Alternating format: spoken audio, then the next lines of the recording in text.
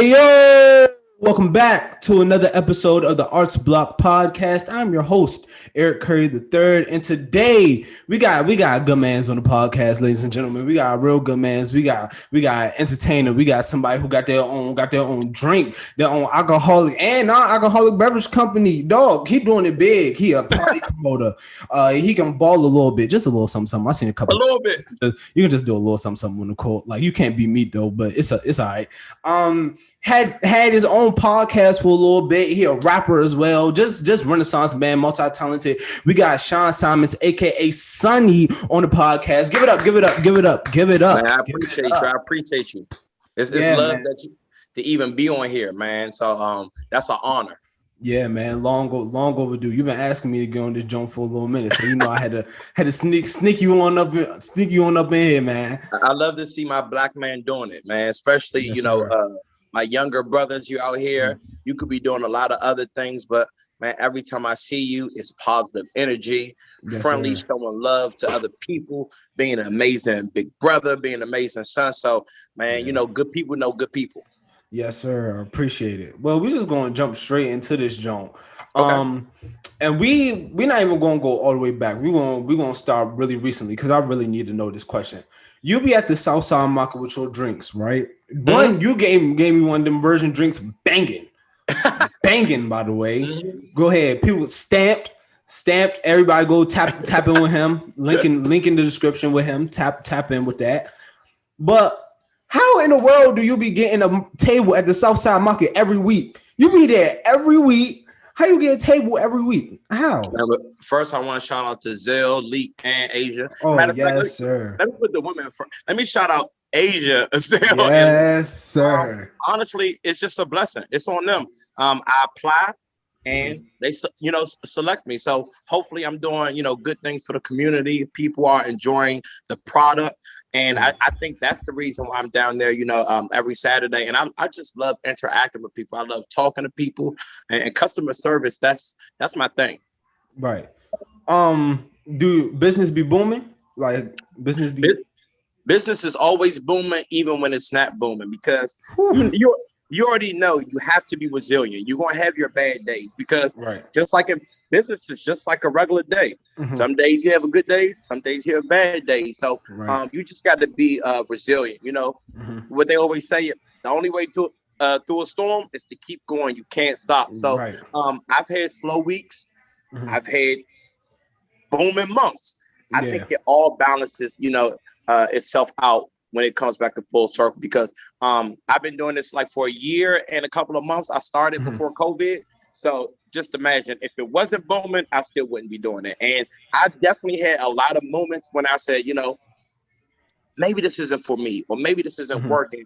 And then, for example, last Saturday, I wasn't doing so well at the Southside Market, but it happens. The foot traffic was there, but I just wasn't doing so well. But these two African ladies, they came up. They said, "Hey, I don't buy any drink alcohol, but can we bless you?" I said, "Of course." I never turned down, a prayer. They asked me, I'm super religious, and I said, I'm not super religious, but I definitely do believe in God. The two young ladies said, blessing and Eric. I mean, I was down there by myself. Usually, it's like a family event. But then my friends start pulling up. This young lady came and bought 15 drinks from me. So 15? You got to keep, for anybody who's an entrepreneur, and just not an entrepreneur, because even if you're a 9-to-5 or whatever you choose to do, you have to keep your head to the sky. For sure. But you say you started a year and some change ago, right before COVID hit. What made you stop? Like, what did you see, or what didn't you see that made you want to go head first into this business? Yeah, I wanted to make some extra income. When COVID started, I wasn't making as much money at my job at the current time because, they took away overtime. It was just a lot of those things where it was extra money. Like with my overtime, I was getting like an extra $900 a month. So you take away $900 a month, even though it's overtime, I was always getting it consistently. Yeah. So now I'm factoring $900 to go to bills. Now that $900 is not there, hey, what can I do? So, I mean, I don't, my grandfather always told me, get one job that supplements all of your bills, because if you are working like a part-time job, then you're gonna tire yourself out. You know, I have Right. two boys, Sean and Santana. So just getting another part-time job at $15 or $16 an hour, and I'm not. If you're a working man or a working woman, I don't care what you make, but with the taxes and gas, it wasn't really worth it. So I said, okay, what's another way for me, to make money? So I used to make drinks back in the day. I used to make this drink called a purple potion. So I said, you know what? Let me try, start making drinks again. So I made a drink. And actually my friend had passed earlier that week. It was Monday. So I was just down bad. I wasn't feeling well. I was supposed to put the flyer out, and I met a bartender. Like, I've never been a bartender. I just, homemade drinks. So Friday, I just decided to put the flyer out because I had already bought all the liquor. I woke up Saturday morning and I was sold out. So if people have faith in me, already knowing that I'm not a bartender, I said, okay, people believe in me, I have to believe in myself. And then that's when I started. Right. What was that trial and error process like? Because I know drinks, like making drinks, especially making drinks with alcohol, is super, super difficult. Because you gotta get the right mix. Like, you don't want to get people like twisted off the first sip, but you do want them to feel something, man. But you don't want it to be like super alcoholic. You want it to like still be like sweet or like whatever, right? So what was the trial and error process? Like, was it like times where you drunk and you was like, bro, this is trash? Or were you drunk and you thought it was good, gave it to your homeboy and he was like, nah, fool, this ain't it. Like, was it? I was actually lucky, but first I want to say, anyone watching a podcast, drink responsibly, be 21. Yes. But if you are 21, even if you're 21, you still need to drink, responsibly. I remember being young and just drinking too much. I don't drink as much as I used to, but honestly, it wasn't that much trial of error. It was more so I knew the drinks were going to be good because most of my close circle of friends, like, I came out with a drink called the Tequila Stamp By. So I invited them to a cookout, and those are my taste testers. If they say it's good, because your close circle of friends should be you shouldn't have yes men. I mean, unless the answer is the yes, but you should be able to take in constructive criticism. Yes. So honestly, the trial and error wasn't really if the drinks were good, but I started off before Southside. I was taking drinks to people. Like, I had to make people buy the drinks. Like, hey, I'm coming to you. You don't have to pay a tip. No gas, no gratuity. I need you to try these drinks. So the trial and error was kind of like, am I putting too much liquor in here? And maybe kind of trying to discover what the price point is. Because when I go to restaurants, and I know it's a business, businesses are in there to create revenue and to get profit. Okay. So you are going to get a 6-ounce drink with maybe 1 ounce of liquor in it. So what can I do to make people want to buy drinks from me instead of a Jasper's or an Outback or a McCormick and Smith? So that was really the trial and error. So I use a little bit more alcohol than most, but as far as the blend, I just wanted to make sure that all of my different drinks were distinct. They didn't taste the same, so people feel like they were getting the best bang for their buck. So that was really kind of like the trial and error, just saying, hey, is this too much money? Because I don't want to hurt anyone's pockets. I do want to support the Black community, but also this is not a hobby. This is also a business. So at the same time, I also need to make money. So I guess that was like the biggest hiccup for me. But we got through that. For sure. Did you learn like a little thing or two from these parties that you was promoting? What a great segue, Eric. Amazing segue, Eric. Did you learn a thing or two from these parties that you was promoting? Yeah, I mean, so like me and my business partner, his name is Nick Everything Stamp. That's also another reason, and I'm glad that you brought that up. That was another source of income for me. But you got to think, COVID, there's no parties, there's no entertainment, everything is shut down. So now, two sources of income that I originally had, I no longer have. So we've been, throwing parties, but just throwing parties, you kind of know what people like. You got to think most people, it depends on the demographic. They like the same type of drinks. You don't have to.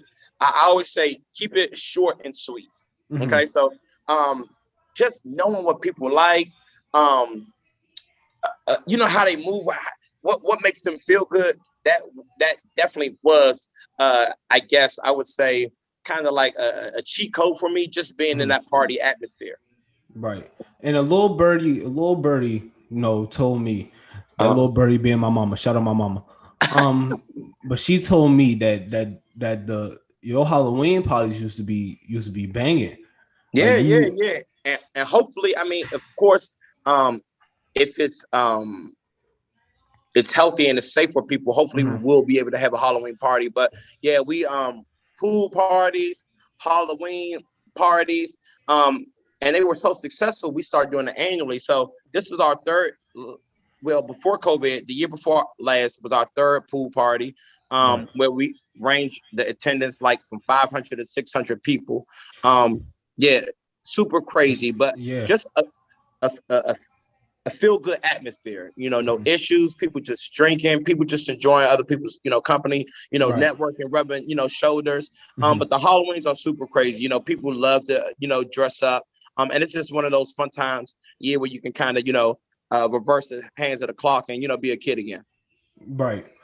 But party promotion, and really anything that involves a huge group of other people is hard to maintain and to manage. One is hard for parties. It's hard to get the funding. You gotta find a venue. You gotta buy. Sometimes you gotta bring food, supply food and drinks. If it's not, bring your own drinks and food or whatever. Right. Sometimes you gotta supply that. Right. And then the cleanup process after that, because whatever venue you don't want to leave it dirty, like you don't want to leave it trifling. That's trifling. Then they don't want to do business with you again. Facts. So what made you get into that business? Like, why party promotion? Why that business? Man, I know a lot of people, and if you know a lot of people and they love you, or you know they respect you, or they like being around you, okay. Well, let me set up an atmosphere where these people can come be around my other circle of friends. So I always used to, we honestly started, me and my childhood friends, we were doing the Capitol Heights cookout. Capitol Heights cookout lasted maybe like 10 years. So we were doing this event for free. Like everyone puts up like $150 free food. And I mean, you had 100 or 200 people out there. So I remember one year, people start charging for cookouts. So you got to think a cookout is not supposed to cost. Right. You pull up, hot dogs, hamburgers, beans, whatever. Yes, but then sir. that's what people starting to monetize. So I'm like, hey, we've been doing this thing for almost a decade. Why are we doing this for free?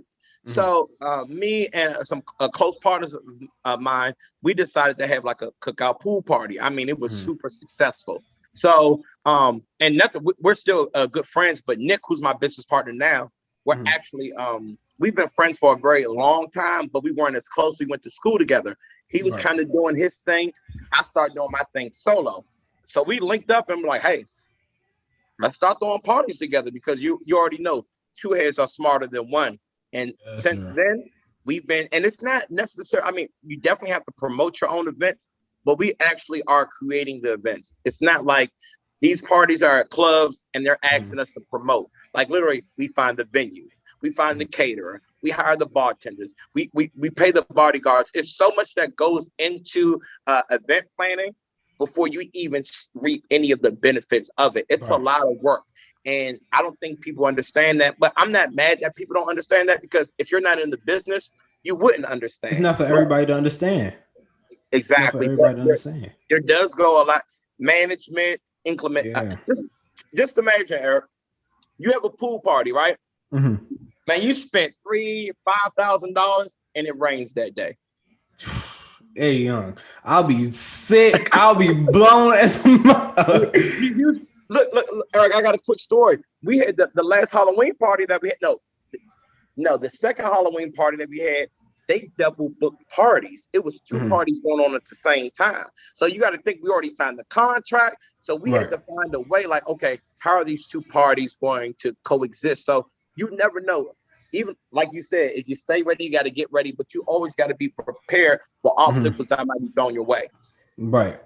And I already know how parties can get. The drinks flowing, the girls dancing. Hey, look, already the food going, already know, especially the pool parties.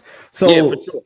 So we need a story time for everybody who's just tuning in to the ArtsBlock podcast. We have a new segment called Story Time, where the artist on the podcast gets to tell a little story, and the story that you will be telling, sir, is your most wildest experience at one of your parties, like the most wild things that happen at one of your. It's so many. Okay, all right, cool. So, matter of fact, at the same Halloween party, I got all right. I'm gonna keep this PG-13. Okay, go ahead. nothing crazy. So basically, remember that I was telling you that we had two parties that were trying to coexist, right? Yeah. So one of the guys who was on the other party, we just told him, all right, there has to be a cap on how many people you can have because we reserved this space. Like they were booked at the same day as we were, but not the same time. So he had some of his female friends try to sneak in. We let them sneak in. All right, cool, this and that. So they start bringing their wristbands from the party and trying to let their other friends in. So cool, I catch one of the young ladies, and I'm like, yo, I can't let you in. They didn't pay. She's like, no, they did pay. How you gonna do this? I wish there was a Yelp for Black business. A Yelp for a Halloween party. So, I'm letting her go. So she's just trying to like push past me. So I was like, man, I can't let you in here. And she's like, yo, you just gonna put your hands on me? And everybody looked like super like crazy. So you got women, which they should be like, hey, are you okay? Did he put his hands on you? So she's just making this huge scene. So we end up getting a lady friend of mine because we didn't have any female bodyguards. I would not touch a woman, and then the male bodyguard can't touch a woman, either. So she removed her. So she called some guys to come beat me up at your party. At my party. So Eric, you got to think, if it's my party, right? Right. What is the percentage of people you think I know at this party? Even on the low end. At least half. And that's honestly high. Say 20%. This is my party. So you call, I'm outside, just man, because one thing about these parties, you're working the whole time. When that day comes, that's when you actually do the most work because you just want to make sure all hands are on deck. Right. So these two guys, man, they come out, they jump out of Uber. They got on their brunch boots, nice haircuts. They got on their long pea coats. And I said, these are the guys that you called? I said, okay, y'all want to fight? Bring it on. So my cousins are coming around the corner at the same time. Hey, because we got an issue. The guy told the girl, was like, man, I thought it was like some young dudes. They got back in the car and pulled out. So, she ended up calling her male friends for no reason. She was in the wrong, but that's a crazy story because you got to pay. People don't know how much money, your hard-earned money that you invest into these parties. So while they're thinking, oh, I'm sneaking past the $20 is not going to hurt, you don't know how much I'm in a hole already. Right. Man, you just said 3,000, 5,000. Them numbers that you throwing out, Jai, hurt me a little bit. Them joints hurt my heart. You'll get there. I mean, you'll get there. You'll get there. 3,000, boom, it rained. Jesus Christ. Man, I want to beat the rain up. How you gonna rain? I spent $3,000 on this party. But that's the thing is they don't know that there's a bar minimum that you got to cover at these places. Most of these places, when you're renting them out, they're basically shutting down their club or their establishment so you can have your party or whatever event. So you got to think they're basically losing out of money. So at a minimum, they might say, hey, you got to have a 15K bar minimum, which may include, and this bar minimum is actually hard because usually it's food and beverage combined. Right. They didn't even serve food at this establishment, nor did they have the options to buy bottles. So we're trying to meet this minimum just for people buying $12 drinks. Man, look, hey, everybody in here need to be drinking. Every last person need to be at least 2 drinks. I need everybody in here drunk right now. I need this money back tonight. I'm not playing with y'all. But that's another thing, especially I tell people about being an entrepreneur, nobody owes you. Like, even if they come to the event, they don't have to come to the event. They don't have to buy, because this is something you decided to set up. So when I hear people, crying about support and this and that, maybe you need a better product. Mm-hmm. Maybe you're not doing the things on your end that people want to come support you, because nobody owes you anything. And when I mean as far as like in business, of course, right? You owe your family members, your friends, certain things. But we're talking about as far as business to support, because these people are paying their hard-earned money to come to your establishment as well. So, right. I'm glad you brought that up, right? Because me and my mom have this ongoing debate about Black-owned businesses. Okay. I think that Black-owned business. She thinks that Black-owned businesses some Black-owned businesses are way too expensive for the product that they are selling. Yes. Me personally, I believe that it is okay if you believe that you are a Nike and you can then sell like you are a Nike. If you believe in your product that much, because I know how much money that you might be spending in that product. Yeah. So I think it will be very nice for somebody with a Black-owned business and who don't really charge that much for their drinks at all. Now I should be charging $25 for my drinks with the amount of ounces that I put in it, in that 16-ounce bottle. I should be charging $25. And how much do you charge? I charge, and honestly, I cut deals. I charge $15, but then if you come down to Southside Market, hey, if you buy 4, it's like $55. If you buy 6, every time I cut a deal, yes, it's sweet for you, but I'm losing money because I can sell all of those drinks flat out for $15, because I might miss out on 2 sales, but those 2 other sales might be covered by someone who doesn't mind paying $15. So it's one of those things like you gotta give to get. But as far as honestly, both of you guys are right. But this is what I would say. It's not Black-owned businesses, it's business, period. Businesses are in it to make money. Okay. When you buy a white-owned restaurant, if you're buying a bottle that costs $350, you already know that it costs in the store. You know what it costs in the store. You know how much your iPhone costs to make? No, I don't know how much it costs to make. Not even $100. You don't hear nobody complain about Apple, because when it comes down to it, you're going to pay that 11 people. And it's honestly ridiculous. People will get these new phones every year. Nothing be new about the phones. But the consumer is stupid. No, seriously, especially honestly the Black consumer. And I'm not even trying to diss Black people or your mom, but you got to think Apple is a company that how many I don't know. I don't report inaccurate information, but I assume they have 1,000 employees, right? Something like that, probably more. They're funded, all of these things.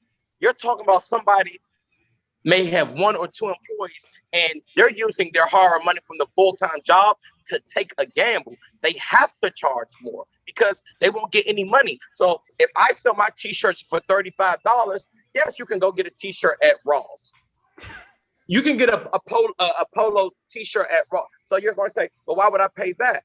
Yeah, because that person probably made their shirt. They probably had somebody else have to make the shirt. So then they got to spend money on that. Also, you got to think of the quantity. The shirt might be $45, but then you got to buy 100 t-shirts. But guess what? How about if you don't sell those 100 t-shirts? Now you're sold with t-shirts you can't even sell. Now they got to go back on clearance. So now you're losing out on money. Most of the money is in, like, you think you go to a car dealership. I was just in a car dealership earlier, and they said that I need new brakes and rotors. Right. How much did they charge me? Say that I was $600. I can go to AutoZone, Advanced Auto Parts. I can go to Crackhead to do that. Nah, for real. That's their price, and that's how businesses make money. How do businesses think? How do they pay their employees? How do they afford to have health insurance for all these employees? They can do that. As far as a Black business, you can't do that because you're already getting criticism and from your Black counterparts. So when you say Black businesses cost too much, how can you tell somebody what they're worth? Now, you may not agree with it, but you wouldn't want somebody to tell you how much you're worth. Mm-hmm. You know, all right. Right. So now I present to you this. Mm-hmm. How are we as a community going to get anywhere if we keep thinking that we are too expensive? Honestly, I don't know. I have no like I ask myself that question every day because I see people. McDonald's didn't start off with 100 franchises. They didn't start off with the menu that they have. They start out with one. So you want people to have better quality clothes, but you won't help them to get better quality clothes because you got to think. And that is also bullshit. People would just make that excuse. You got to think. Ye was selling those gilded tees for how much? Nobody fucking cared. $90. $100. You did not hear black people complain until they found out they were gilded tees. But the thing is, you can feel the tees. They're not. The quality isn't that good. It's not lambskin. That's the thing is, you don't sell the product, you sell yourself. So that's why you have to be good to people. But I think as far as black people, some black people, I can't speak for all because I definitely think there's a lot of support. People don't want to wear your stuff because they're not going to get any likes. You ever seen people tag restaurants? Yeah, sometimes. You know, like the high-end restaurants. Oh, the high ends, yeah, sometimes. But people want to know. I think when black people try to separate themselves, I got a little bit more money than you, then I'm better than you. Like, why do I care that you're eating at Roof Chris? I don't care, and that's dope. But they won't tag Jasper's because Jasper's is saying less than. They want to seem like they're better than. And now I won't say. I think black people have definitely been, pit against one another, but we're so tired of being at the bottom of the totem pole. If we get that shoe or that TV or that phone to make it seem like we want to be, people won't say it, but some black people want to be better than other black people. Right. But at the end of the day, any other race, whether you're rich or poor, you're black. Mm-hmm. They group you all in one. Mm-hmm. I'm about to read this statistic out to you real quick. Okay, I'm ready. The buying power in the black community is over $1 trillion. Let me read that one more time. The buying power in the black community is over $1 trillion and only 2 cents. Let me read that again. Only 2 cents of every dollar goes to black owned brands. Folks, what are we doing, folks? We lost because you can't blame that on a white. Now that you can't blame on a white man. Now it's certain stuff. Now you got to think. You have these big merch like Amazon. Mm-hmm. I get it. I hate Amazon, but I definitely use Amazon because if you need the convenience, you're gonna go do Amazon. So I get it. But how does Jeff? Well, we all know how much he started off with. You got to think. He started off with a whole bunch of money. A lot of these. Bill Gates and Jeff, they started off with money, where a lot of us we're starting from the ground up. So I can see like Amazon, and things of that nature, but people don't even give black people chances. My friend, she bought a Louis bag, right? Mm-hmm. And I said, why you buy that Louis bag? She said, because the quality is better. I said, have you ever bought a black owned person? She said, no. So how you know? You know. They don't, but people don't care. And I would rather people just be transparent and honest and say that, but people don't want to seem like, I think honestly, it's a self-esteem issue.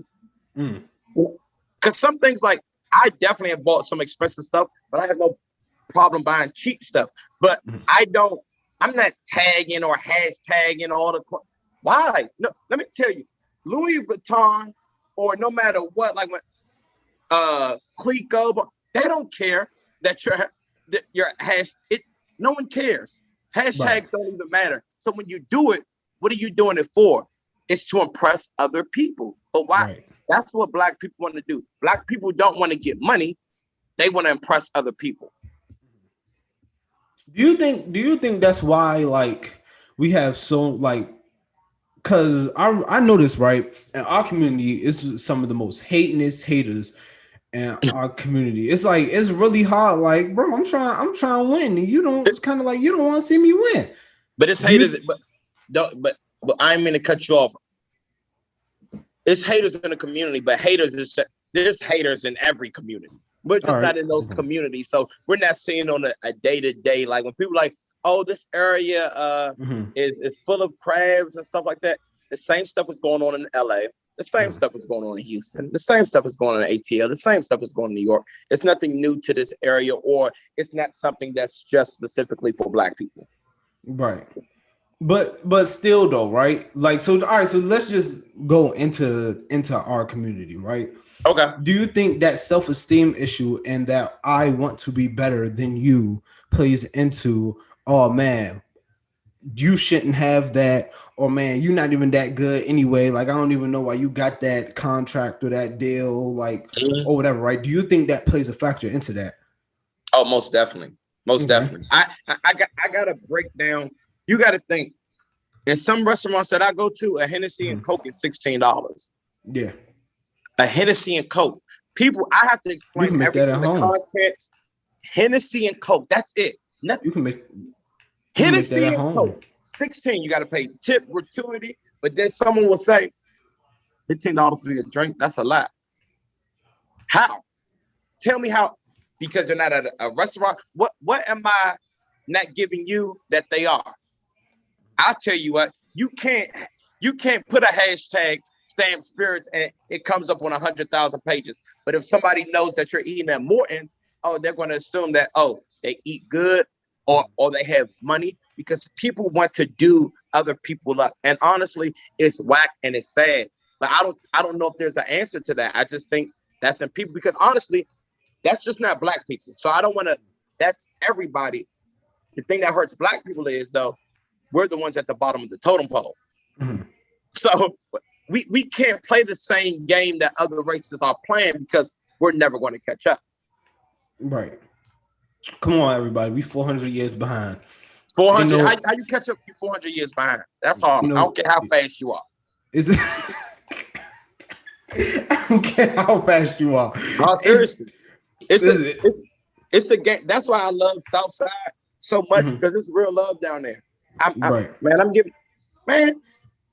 be giving out free drinks sometimes. If I man up, your mother said, "Hey, you got any knock here?" Yeah. How do we help each other out if we charging each other all the time? So there has to be kind of like, we have this thing like, I want to make it first, and I have to make it before you make it. And sometimes people might still want you to make it, but they want to be the reason why you made it, so they can always hold that over your head. It seems like it's levels, like you owe me, and that nobody wants to be just genuine. Like when I help people out, it's because I want to see them win. I'm not expecting anything back. Now that's love if I get it back, but it's genuine. A lot of people are making these moves with ulterior motives. Right. And but like you said, that's just business, right? And any business and anything, right? But a thing that my mother told me today, that she brought into my mind that kind of set off a little light bulb to even talk about this, was that she was like, we give money to Black owned businesses, right? But they don't take that money and put it into more Black owned businesses. They take that money and buy the Pradas and the Fendis and the Louis Vuittons, and like, y'all not putting that back into the museum. Like, y'all not putting that back into that. It's the crop. Now I'm not against people buying designer. That's not at all. Yeah. I'll be a hypocrite. I'll be a hypocrite if I was against buying designer. I'll be a hypocrite. I won't say you're being a hypocrite, but I'm just saying, I see so many people. It's your sales pitch. Buy Black owned, support Black owned. But then when I give you all this money for your clothes, you do go buy Prada. You do go buy Gucci. Why aren't you buying Black owned? Because a lot of, and I'm gonna say a lot, because I definitely have seen the museums, like I've seen it on Southside. I've seen Prey hook up with do a collab. So it's not everybody. But the thing is, it can't be a minority, because it doesn't work like that. We all have to be on the same board. We have to be on the same page. And once we get to that level, I don't know what it takes for us to get to that level, but I feel like we would be better off. But your mom made a good point. These people would take the first of all, it's hard to even say black owned because most of these people, when you're getting these clothes, you're not getting them from black people anyway. Now it is your so that's what we really need to start off. We really need to teach young boys, yes, young boys, I mean, and young girls, how to stitch, how to sew, how to do all of these things. Because even with these you have to reach out to Middle Eastern people or other people. So they're still they're still getting the money some way. So we really need to have. I think Dr. Umar. I don't want to steal what he was saying, but we don't have black-owned grocery stores. You got to think how black doctors misdiagnose all these black women because we don't have hospitals where we just have black doctors and black nurses and things, and we can really do it the way that we want to. But also now that we also have obstacles thrown in our way so that doesn't happen. They don't want us to build these black communities up because if they're in love with us being, segregated. Because if you and I are segregated, how can we get to the top? So they don't mind us not being on the same page. But when you and I see eye to eye, then we start executing our ideas. That's when they get scared. And that's when you'll have the Black Wall Street or you have the bombers because they see that black people are getting it. And we can't allow you guys to, get the recipe. Right. Man, good talk. We veered off a little bit. And but that was a good talk. But something a little birdie also told me about you. Again, that little birdie is my mama. Shout out to my mama. Tell me, but something I also found, I was scrolling through your Instagram page, doing research. I was stalking, and I seen that you had a little podcast going on with two other young ladies. And y'all and man, some of them conversations y'all was having was really interesting. I ain't even gonna hold you. Really interesting conversations. I was engaged, man. If I had more time for this interview, like probably give me 2 more weeks, I probably would watch all the episodes. I probably would have had quotes. I would have been ready, right? But tell me, what was that experience like? What was that? It was amazing. I like doing business with friends. It's easier to me. I know people say don't mix, business with pleasure, but man, it's love when we all have one vision, we all share it, and we're all on that same path. It was a No Disclaimers podcast. I want to shout out to Sabre, who's not only my little brother, but my barber, Yada, and my boy Dave. He actually came along. He's actually my videographer. He came along, and we were doing that for 4 years. So one of the reasons, and not to veer off topic, I remember starting off as a podcast. So remember how we was talking about helping people out? So when I saw that you had a podcast, I'm geeked to be on here because I know how it is to get guests, to be on time, to have guests that are informative, guests that can bring their crowd to you. You know what I mean? So let's keep it honest. When you're working with someone, I'm trying to steal your crowd. Right. You're trying to steal mine, but that's helping each other. I know steal is a negative connotation, but that's a form of helping each other. When I'm off it, hey, yo, y'all need to check out my boy podcast. Everything does not have to be about money or currency because support is currency, within itself. The podcast was great. It just had its run. It's one of those things where, and we weren't beefing. We're still all the best of friends, but it was taking up a lot of time. And then you got to think, when you're investing in something and you're hoping to get paid for it, and then after 4 years, you're like, yo, I've invested so much. Maybe this isn't. So we just decided to, start doing it. But the great thing about it is I actually, it put the pep in my step because I just started filming my own podcast called The Stamp Sessions, which we're 3 episodes in. So hopefully I'll be dropping the first episode, next week. So I'm right back at it. I still have love for podcasting. I've learned a lot. So now it's kind of like whatever I was doing wrong, I can, rectify now. Where do you want to get with podcasting? I get this question a lot. And I'm just really interested because you're the first podcaster in a sense that I have on podcast.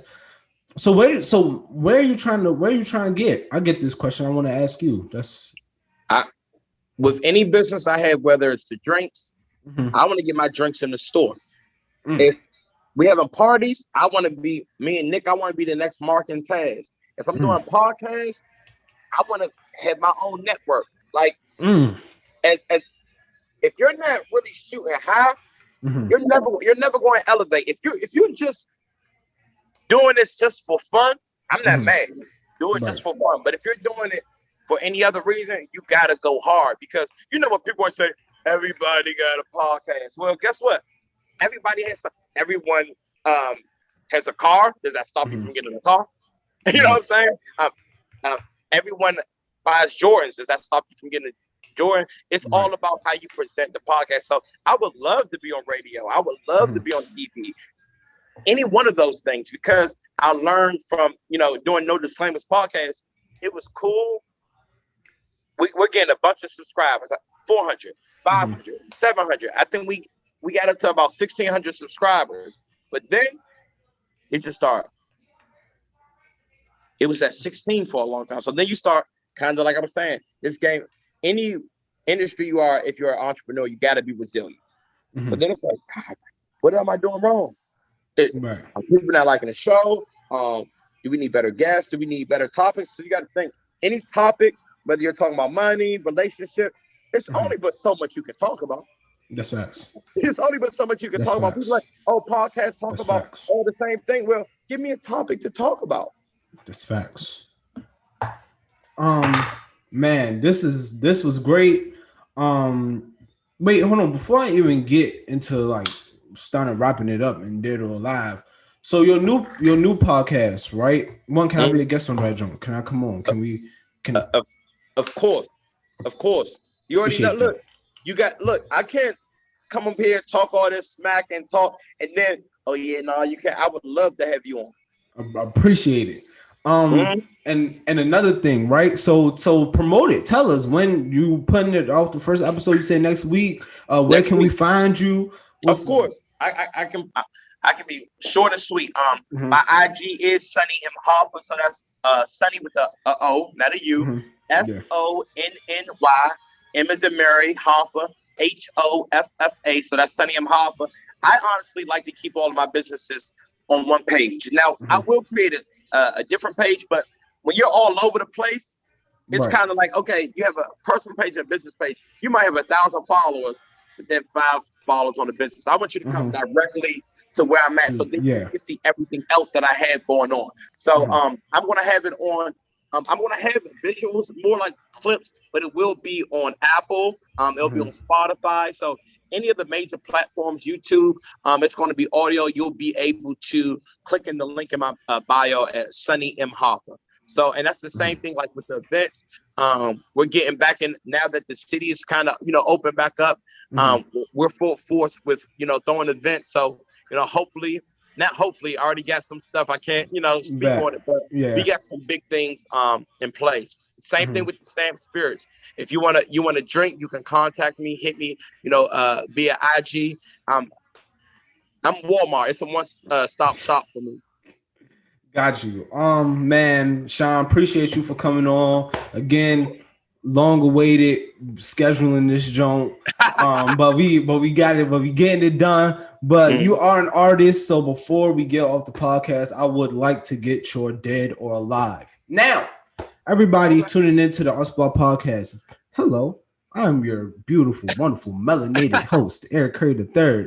If this is your first time watching the ArtsBlock podcast, hello. If this is your last time watching the ArtsBlock podcast, well, goodbye. But Dead or Alive is a segment where the artist on the podcast gets to choose artists that they would like to work with that is dead or alive. Now, you can choose one artist or you can choose 100 artists. Please don't choose 100 artists because I still have to edit this podcast. But yeah, Dead or Alive, it's you. Come on, let's go. Dead or alive, one dead, one alive? It could be however many dead or however many alive. You know who I would love? Honestly, man, I love Nip, man. I love his energy. He was a smart dude. I know that sounds like maybe like a cliche answer, but like as far as it would be Nip or Pac. Because Pac, those were smart dudes. Like really just smart. minus rapping like a lot of people don't think about Tupac. Tupac made Brenda Got a Baby, Keep Your Head Up, Dear Mama, all under the age of 23. You're not getting artists with that type of content nowadays. Now I know that music evolves. I'm not saying everyone has to be Pac, but he was really a smart dude. And Nip, I think Nip, he was just, I really listen. Like I listen to Pac, but I really listen to Nip. So I would love to work with Nip no matter what. I'm talking about whether it's real estate, whether it's rapping. And two people that Nas is my favorite rapper. Ooh. So I would Nas. I would work with Nas because he's my favorite rapper. But from being strategic and a business standpoint, I would want to work with Drake. You got to think, you get Drake on the song, you're going to go. Yeah, at least. When you see his name, I don't even care if they don't play my verse in the club and they just play Drake's. I'm still getting those spins. So a lot of people, you got to think also what works best for your business. Sometimes the things that you want might not work for your business. Man, that was probably the first ever business-minded dead or alive answer I've ever gotten on the podcast. So when entrepreneur, you always got to think business. You always got to think money. Man, I like this. Hey, look, thank you so much for coming on the podcast. Before we get off, is there anything that you like to? Oh, wait, hold on. We talked about a lot. We talked about black-owned businesses, being an entrepreneur. You almost getting a fight at your own party for something that wasn't even your fault whole time. But there's young entrepreneurs, even myself, right out here. He or she is struggling right now. They're going through it.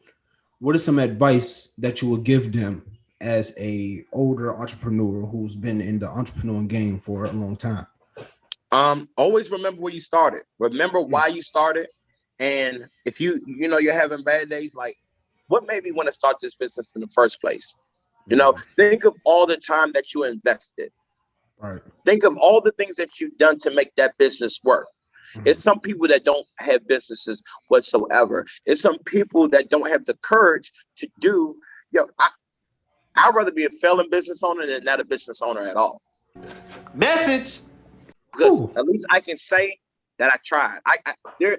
There's no regrets left on the table. If I'm 60 and I never pop, I can say, you know what? I tried. Instead of saying, what if? Don't be no what if. You know what I'm saying? Because if you are afraid to fail, you're afraid to succeed. Because you always want to take L's.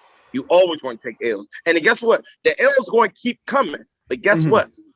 That's how you get to the W's. The road to the W, that big W, is you maneuvering through all those L's.